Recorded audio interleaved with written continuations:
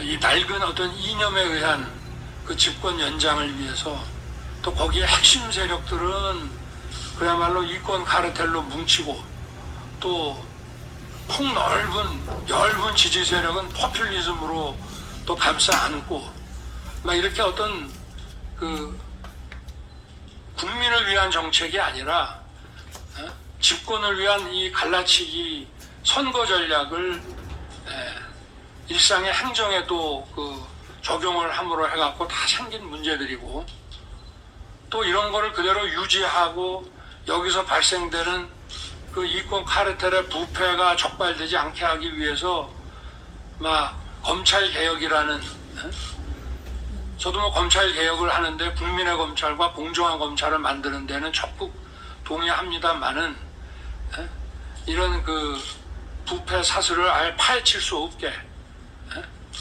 뭐 그건 제가 현장에서도 많이 느꼈습니다만은 이렇게 하다 보니까 국민들이 뭐 정권에 대한 이 신뢰는 말할 것도 없고 이 국가의 존재에 대해서도 과연 이런 국가라면은 우리한테 세금 걷어가고 국민들에게 여러 가지 의무를 부과할 수 있는 이런 정부와 이런 나라가 과연 되는 것이냐 여기에 대해서 굉장히 좌절과 이런 어떤 포기하는 심정까지 많이 읽혔습니다. 그리고 이런 게 계속 된다면은 여기서 살 수 있겠냐? 열심히 일해가지고 거의 뭐 지방칸 마련해서 그리고 회사 열심히 다녀가지고 이제 퇴직해서 뭐 연금이라든지 뭐 좀 저축해놓은 돈 갖고 좀 살려고 하고 있는데 세금이 뭐 보유세며 또 퇴직하고 나니까 집에 대한 집세를 집값을 기준으로 해서 그 의료보험비에 뭐 자동차세 해가지고 수천만 원씩 세금을 내야 되니 이게 도대체 예측 가능하고 안정된 삶을 살 수가 없다. 이런 분들이 뭐 어마어마하게 많습니다. 그런데 그렇다고 해서 이 집권 연장을 저지하고 사회를 정상화시키는 것도 그게 간단한 문제는 아닌 것이 이 정권이 강력한 이 카르텔화, 이를테면 뭐 시민단체라든지 또 공공사업의 이런 발주라든지 뭐 이런 걸 통해 가지고 그 아주 적극 지지층 뭐 집권 연장을 위해서는 물불을 안 가리는 그런 세력을 단단하게 구축해놨고 또 국회와 이 지방자치 단체장들을 뭐 이게 거의 뭐 자치단체장은 서울시 같은 경우는 뭐 자치구가 25개, 24개를 장악을 하고 있고 거기에다가 이 포퓰리즘 정책으로 굉장히 넓은 지지층들을 확보하고 있기 때문에 이 정권에 대해서 정말 자포자기하고 좌절하는 사람들은 열심히 일해서 자기 손발로 정말 뛰고 해서 돈 벌어서 밥 먹고 사시는 그런 분들이나 이 정권의 연장에 대해서 반대를 하지 또 여기에 대해서 지지하는 이런 세력들도 굉장히 넓습니다.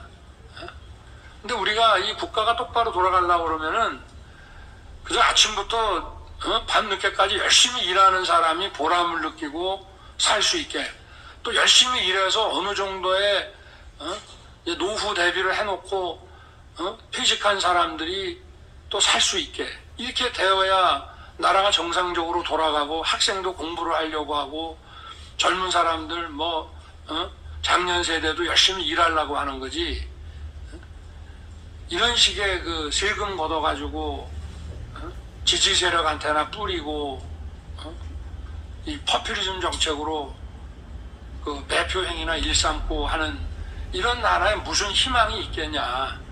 그런데 이거 저지하고 뒤집는 게 보통 문제가 아닙니다.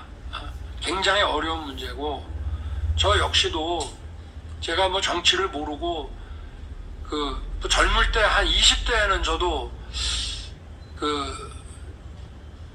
좀 한 중도적인 이런 정치인들 문화에 들어가서 정치를 해볼까 하는 생각도 잠깐 가졌습니다만은 공직 생활을 하면서는 한 번도 선출직 이 정치에 참여하겠다는 생각은 해본 적이 없고, 그저 법을 집행하는 검사가 내 천직이라고 생각을 하고, 얼마 전까지도 그런 생각을 가져왔습니다만은, 제가 이렇게 참 부족한 이 능력을 가지고도 정말 정권 연장을 저지하는데 내가 정말 뛰어들어야 되겠다고 생각을 한 것은, 아주 열심히 일하는 사람이 좌절하는 그런 나라가 돼서는 절대 안 되겠다.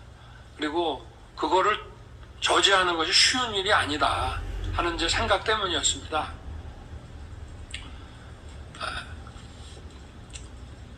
저는 우리 보수 진보 이런 식으로 어떤 그 이념으로서 국민들의 성향을 가르는 것은 좀 올바른 접근법은 아니라고 생각을 합니다만은, 일단 좀 이해 편의상 보수 중도뿐만이 아니라 또 이런 현 정권에 실망한 그런 진보, 원래 진보라는 것도 이 리버럴한 이런 자유주의 없이 어떻게 진보라는 게 있을 수 있겠습니까? 근데 여기는 이제 소위 탈자유, 좀 어떠한 이념인지는 몰라도 이게 무슨 이런 좀 전제적인 이런 상위 하달식의 이런 구조와 이런 이념에 빠진 사람들을 제외한 자유로운 이런 진보 적인 생각을 가지고 계신 분들까지 좀 넓게 만나고, 그렇게 해서 그분들을 다 세력화해서 이 비상식적인 정권의 연장을 좀 막는데 일조를 해야 되겠다고 이제 생각을 해왔습니다만은, 역시 시간이라든가 또는 이 현실적인 여건이라든가 이런 것이 지금 이 잘못된 이 정권의 대척점에 있는 이 정당에 제가 가담을 해서 또 이분들과 함께 또 다른 넓은 중도와 이런 진보의 많은 분들을 한번 손을 잡고 이렇게 하는 것이 더 대승적 차원에서 맞겠다, 그런 생각을 하게 됐습니다. 그리고 저는 제가 이 정치 초년생으로 이렇게 입당을 하지만, 그리고 국민의힘도 그동안 국민들의 지지 기반을 넓히기 위해서 많은 변화와 이런 혁신을 해 오셨지만, 앞으로 정말 국민들에게 고통을 주는 이 비상식적인 정권이 다시 연장되는 것을 막기 위해서는 그것이 하나 역사적인 사명이기 때문에, 국민의힘도 기존의 어떤 이념과 정치 철학을 조금 더 넓혀가지고 더 기존의 국민의힘과 철학을 같이 하지 않고 또 좀 생각이 다소 달랐던 분들에까지도 그분들의 지지와 성원을 받기 위해서 노력을 좀 해야 되는 것이 아니냐. 그리고 저 역시도 저희 무슨 개인적인 정치적 욕심 이런 거 전혀 없습니다. 국민의힘이 수권 정당이 돼서 국민들의 넓은 아주 보편적인 이런 지지를 받고, 그야말로 보수를 떠나서 국민 한 사람 한 사람의 민생을 정말 세밀하게 살피는 그런 어머니와 같은 그런 정당이 될 수 있도록 저도 열심히 노력을 하겠습니다. 그래서 정치는 정말 국민이 중심이 되는 정치여야 되고, 또 경제는 시장이 좀 이끄는, 시장을 무시하지 않는, 시장이 이끄는 그런 경제가 돼야 하고, 외교 안보는 정말 국익만을 생각하는 그런 외교 안보가 돼야 하고, 국내 정치에 악용되는 외교 안보가 아니고, 이렇게 또 우리 사회는 어떤 공정과 상식이 지배하는 이런 사회, 이런 방향으로 우리 정말 국민과 함께 국민의힘 당이 좀 국민에게 어떤 희망과 또 국민에게 어떤 희망을 줄 수 있는, 그리고 정말 이 세력은 바꿀 수 있다라고 하는 믿음을 줄 수 있는 막 그런 정당이 될 수 있도록 저도 하여튼 열심히 노력하겠습니다.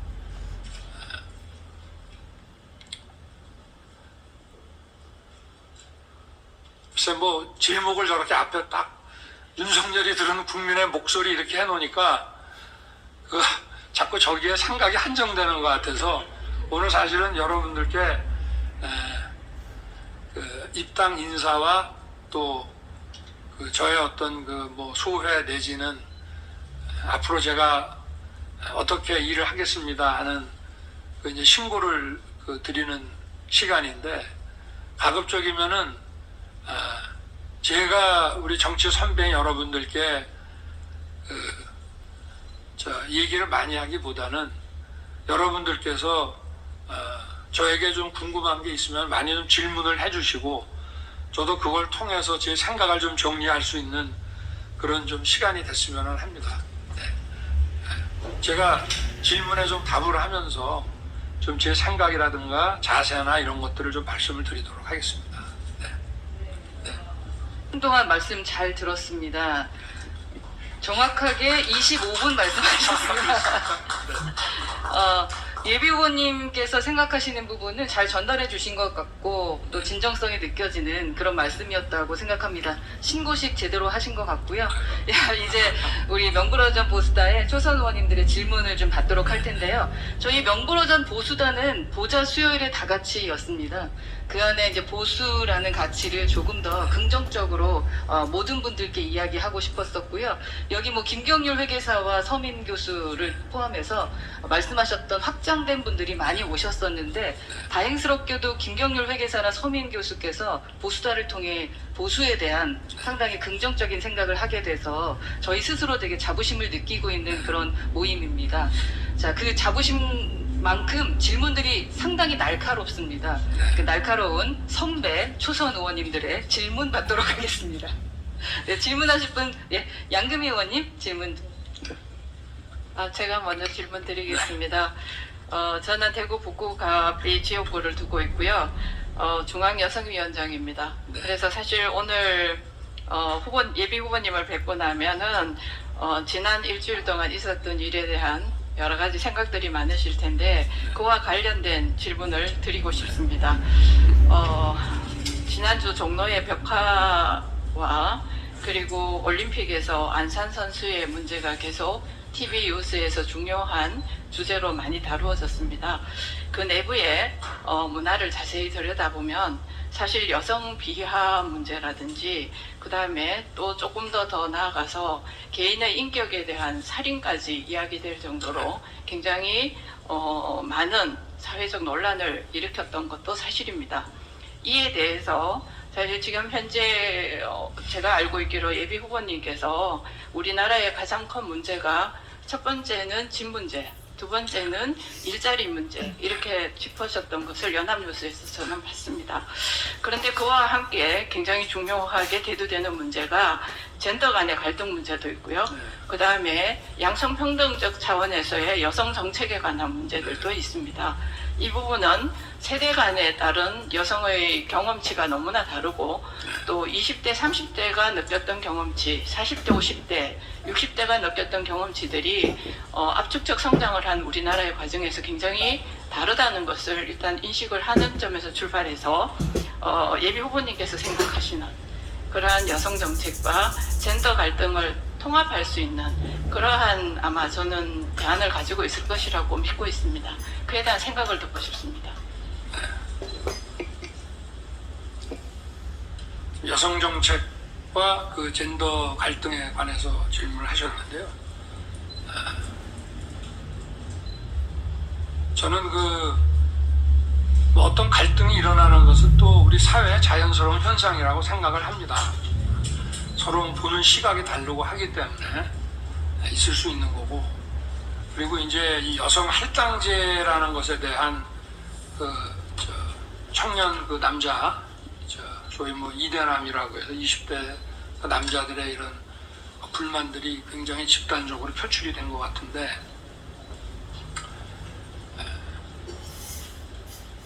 이 할당제라는 것이 뭐 여성이든 또는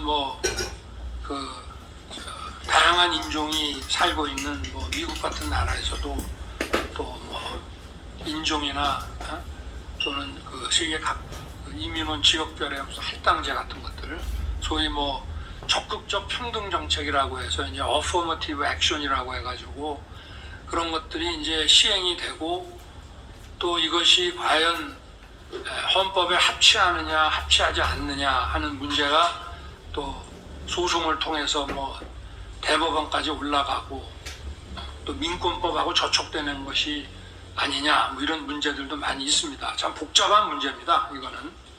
그런데 이제 책임 있는 정치인들 입장에서는 정치라고 하는 것은 갈등을 이제 봉합을 해야 되는데, 갈등을 야기하고 거기에 올라타는 거는 좀 생산적이지 못하다. 그래서 이런 뭐 젠더 갈등이든 뭐 지역 갈등이든 또는 뭐 세대 간 갈등이든 이런 갈등이라고 하는 거는 각자가 보는 이해관계에 따라 생길 수 있는 거지만, 정치는 좀 가급적이면은 그런 사회적 갈등을 좀 해소하는, 좀 조정해 나가는 방향으로 가야 되는 게 아닌가 하는 막 그런 원론적인 생각이 있고요. 그리고 이거를 사회학적이나 무슨 경제적인 쪽에서 본다고 하면은 결국은 이제 잠재 성장이나 이런 현실 성장이 지금 거의 멈춰 있기 때문에, 그리고 뭐 성장이 좀 된다고 해도 그것이 특정 계층 내지는 뭐 기업에서 느끼기에는 내가 좀 삶이 나아졌구나 하는데, 대부분의 국민들에게서는 내 삶이 자꾸 위축돼 간다는, 직장을 구하기가 더 어려워지고, 그 사실은 마이너스의 체감을 많이 하고 있습니다. 그렇기 때문에 사실은 이 저성장이나 이 성장에서 이제는 자기가 느끼기에 이게 후퇴로 간다고 할 때는 기본적으로 이 사회가 어떤 분야들이랑 갈등이 생길 수밖에 없다. 우리가 예를 들면 조그마한 기업이 계속 뭐 매출이 올라가서 조직이 커지고 이러면은 그 부서원들 간에 싸울 일이 별로 없습니다. 금방금방 승진하고 새로운 부서가 또 만들어져서 옮기고 사람도 더 뽑고 이렇게 하기 때문에. 그런데 그 회사가 매출이 점점 줄고 또 뭐 큰 변화가 없어서 신입사원도 좀 받으면서 있는 사람을 내보내야 되고 이런 상황이 되면 그 회사는 아마 내부적으로 굉장한 갈등에 휩싸일 겁니다. 그러니까 우리 사회도 역시 크게 봤을 때는 그게 이제 일자리 문제, 또 초저성장 내지는 대부분의 국민들은 이걸 마이너스 성장으로 체감을 하고 있기 때문에 여기서 이제 벌어지는 일들이고, 근본적으로 이거를 해결하는 방식은 성장률이 좀 더 높여져서, 성장률이 좀 커지면 거기 소위 말하는 성장의 혜택을 좀 덜 누리는 사람들도 약간의 자기 형편이 나아지는 것을 느낄 수 있기 때문에, 결국은 그런 제도의 어떤 혁신, 뭐 규제 완화 이런 걸 통해서 사회 이런 경제의 역동성을 좀 부여하고 이렇게 해가지고 풀어나가는 것이 근본적인 해결책이고요. 그리고 우리 언론이나 뭐 지식인 계층 또 정치인들 이런 또 사회 이런 여론을 주도해 나가는 많은 분들께서 이런 갈등을 조금 더 지성적인 관점에서 해결할 수 있도록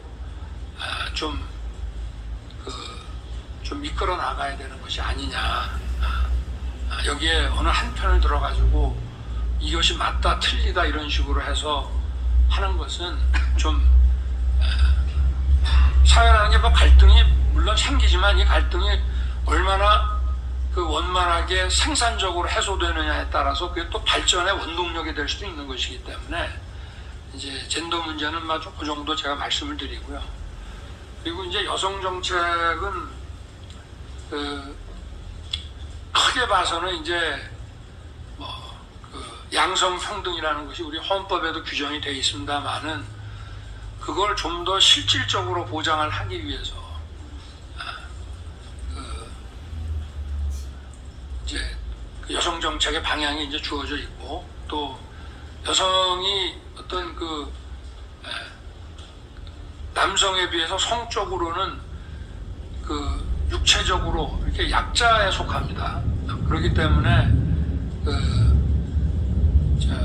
어떤 폭력이라든가 어떤 뭐 이런 성적인 공격이라든가 이런 것으로부터 불안감 없이 사회생활을 할 수 있도록 해줘야 된다는 그런 점과 그 다음에 사회에 참여했을 때 우리 사회의 그런 오랜 편견이라든가 막 이런 데서 좀 더 자유롭게 자기의 능력대로 인정을 받을 수 있게 바꿔나가야 된다든가 그 인식이 잘 안 되기 때문에 막 할당제 같은 것도 지금 두고 있고 그것이 또 남성들의 불만을 많이 사고 있는데 우리의 인식이 조금 더 바뀌어 나간다면 굳이 이제 할당제 같은 것을 쓰지 않는다 하더라도 여성의 그 어떤 공정한 사회 참여의 기회와 공정한 보상이 이루어질 수 있지 않겠느냐 해서 시간은 조금 걸리지만 다 우리가 지속적으로 해결해야 될 문제라고 생각합니다.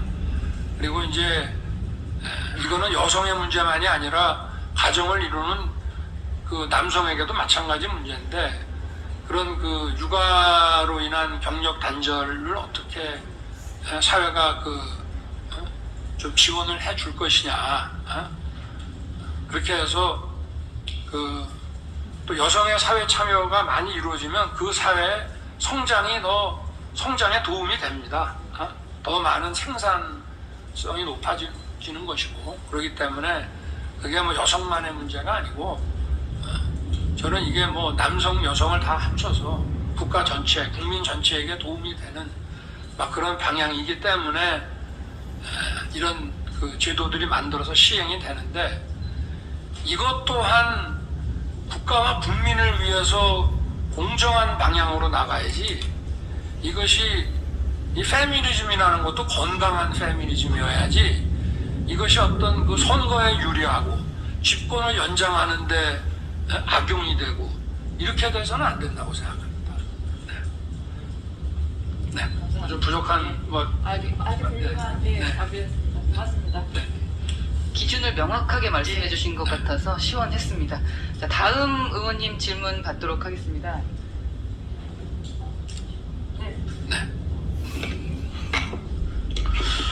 예, 저하고는 뭐 윤석열 우리 대선 예비 후보자님하고는 또 각별한 인연이 있습니다. 저는 지역구가 여주시하고 양평구 의원인데요. 제가 지방자치단체장 할 적에 우리 또 의원인지 몰라도 우리 대선 예비 후보님께서 여주지청장을 하셨어요. 그래서 소맥도 몇 번 같이 하고요. 그리고 또 대구로 가실 적에도 또 같이 이별의 소주도 하고요. 그래서 저는 그때의 항상 하시던 말씀이 기억이 나요. 공정과 정의를 지금 자주 이제 말씀을 하시는데 그때도 상당히 그런 부분에 대해서 약자와의 이 동행에 대해서 상당히 강조를 하셨던 기억이 납니다. 어떻든 계속 유지하시기를 바라고요. 저는 늘 대통령이 되는 분은 인성이 있어야 된다고 생각이 됩니다.